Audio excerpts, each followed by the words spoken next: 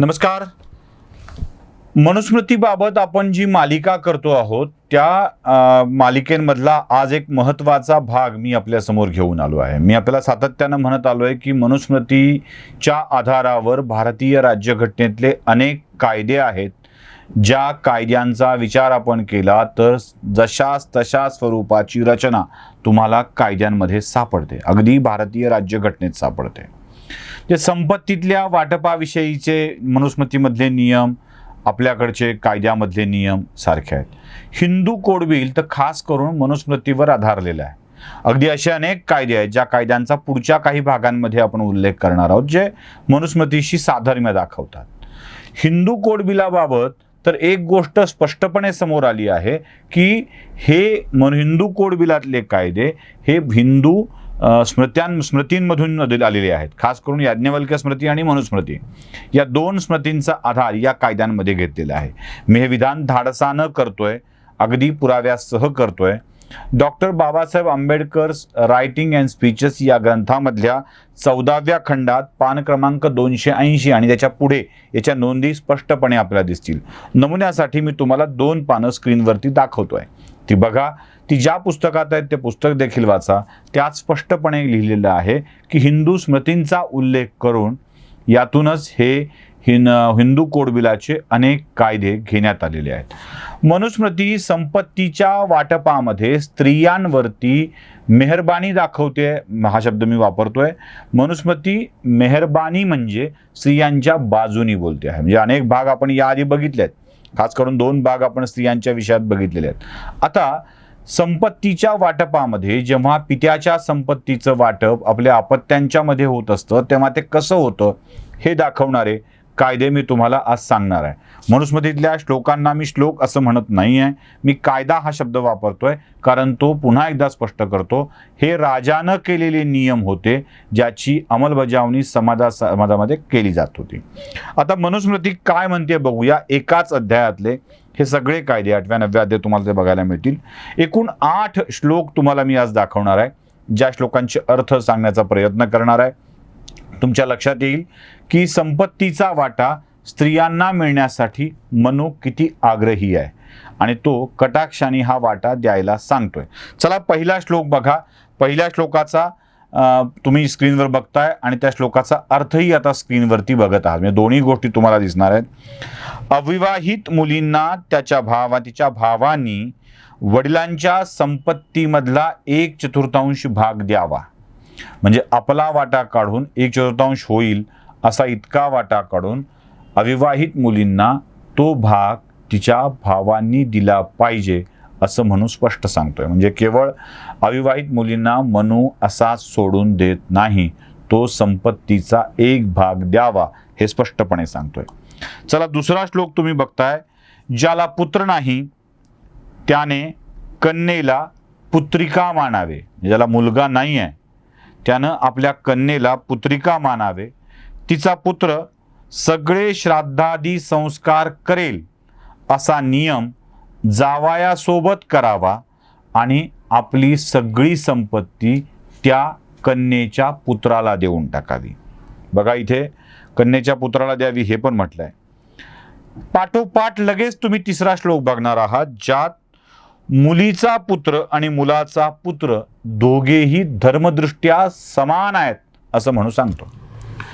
बघा आता या सगळ्या गोष्टी बघताना तुमच्या लक्षात येईल पहिल्या 3 श्लोकामध्ये की मुलीला संपत्तीचा वाटा द्यावा, आपल्याला मुलगा नसेल तर मुलीला पुत्रिका समजावं, तिच्या मुलाला श्राद्धाधिक संस्कार करायला लावून आपली सगळी संपत्ती त्याला बहाल करावी आणि मुलीचा मुलगा आणि मुलाचा मुलगा हे धर्मदृष्ट्या समान समजावेत इतकी स्पष्टता मनु आपल्या नियमांमध्ये ठेवतोय.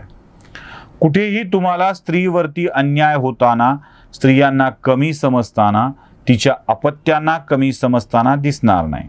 तरीही आपण मनु स्त्रियांच्या बाबत अन्यायकारक भूमिका घेतो असा दावा करत असतो. मला वाटतं आपल्याही कायद्यांमध्ये अशा स्वरूपाची तरतूद आहे.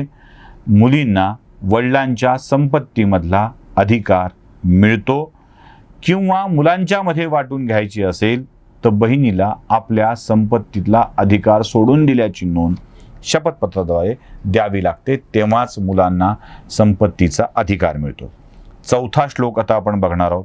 या चौथ्या श्लोकामध्ये तुम्हाला एक महत्वाची गोष्ट दिसेल, म्हणजे आई वारल्यानंतर सुद्धा काय हे कळतेल.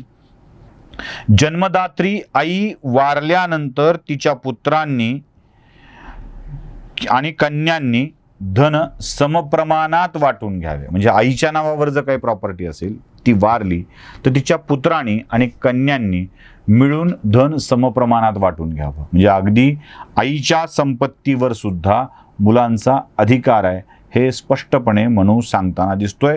आणि वाटणी समप्रमाणात करावी असंच म्हणतोय, कमी जास्त प्रमाणात नाही. पुढचा श्लोक बघा. विवाहित बहिणीच्या, श्लोक तुम्ही बघता त्याचा अर्थही बघताय. विवाहित बहिणीच्या मुलींना, म्हणजे तुमची विवाहित बहीण वारल्यानंतर आजीच्या धनातील काही भाग प्रेमपूर्वक द्यावा. बघा, हे फार महत्वाचं आहे. म्हणजे समजा आपली बहीण आहे, तिला मुली आहेत, आणि समजा ती विवाहित बहीण वारली, तर त्या बहिणीच्या ज्या मुली शिल्लक राहतील तिला आपल्या आईच्या, म्हणजे भावानी आणि बहिणीच्या मिळून जी आई असेल तिच्या धनातील काही भाग प्रेमपूर्वक द्यावा. तो द्यावा असं म्हणतोय, पण प्रेमपूर्वक द्यावा. म्हणजे आपली भाची रिकामी असू नये, मोकळी असू नये, असुरक्षित असू नये, यासाठी आपल्या आईच्या धनातून बहिणीच्या निधनानंतर तिला काही भाग प्रेमपूर्वक द्यावा. म्हणजे मुलीची काळजी सुद्धा मनू घेतो आहे. हा वारसा त्यावेळेस देतो आहे. आज हा कायदा नाही आहे, पण मुलीची काळजी घेण्याची सुद्धा मनू इथे सुचवतो आहे. 6वा श्लोक तुम्ही बघताय, 6वा कायदा तुम्ही बघताय, त्याचा अर्थही तुम्हाला दिसतोय. पतीने पत्नीला जे अलंकार धन दिले असेल ते जिवंत असेपर्यंत पुत्रांनी त्याचा विनियोग करू नये, तसे केल्यास ते पतित होतील.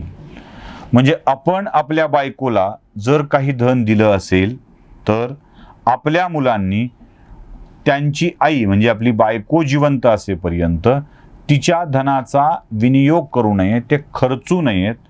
तसं केलं तर ते पापी ठरतील, पतित ठरतील, अधोगतीकडे जातील, असं म्हणू स्पष्टपणे सांगतोय. म्हणजे स्त्रीच्या धनाविषयीची किती काळजी म्हणू घेतो आहे हे तुमच्या लक्षात येईल. 7वा श्लोक बघतोय आपण, लास्ट बट वन. पत्नी किंवा संतती नसेल तर भावा बहिणींनी वाटून घ्यावी. म्हणजे एखाद्या व्यक्तीला पत्नी आणि संतती दोन्ही नसेल तर, पुन्हा पत्नी असेल तर काय करावं ते पण सांगतोय. पत्नी आणि संतती दोन्ही नसेल तर उरलेल्या भावा बहिणींनी त्याच्या मृत्यूनंतर ती संपत्ती आपसात वाटून घ्यावी. नुसती भावानी म्हटलेलं नाही, भावा आणि बहिणींनी ती संतती वाटून घ्यावी. सहोदर असलेल्या भावा बहिणींनी ती वाटून घ्यावी असं म्हणू सांगतोय. इथेही बहिणीचा वाटा मनूनी कायम ठेवला आहे. आता 8वा आणि शेवटचा श्लोक आपण बघतोय, ज्याचा अर्थही तुम्ही स्क्रीनवर बघता आहात. ज्येष्ठ किंवा कनिष्ठ भाऊ वाटणीच्या वेळी हजर नसेल तर त्याचा वाटा पत्नी आणि मुलांना द्यावा. घरामध्ये वाटणी होते आहे आणि त्या वाटणीच्या वेळेला एखादा सदस्य हजर नसेल तर त्याच्या संपत्तीचा वाटा हा भावा बहिणींनी न घेता त्याच्या पत्नीला आणि मुलांना व्यवस्थित द्यावा असंही म्हणू सांगतोय. कधीही कुठेही स्त्री संपत्तीतून, वारसा हक्कातून बेदखल करावी असं म्हणू सांगत नाही.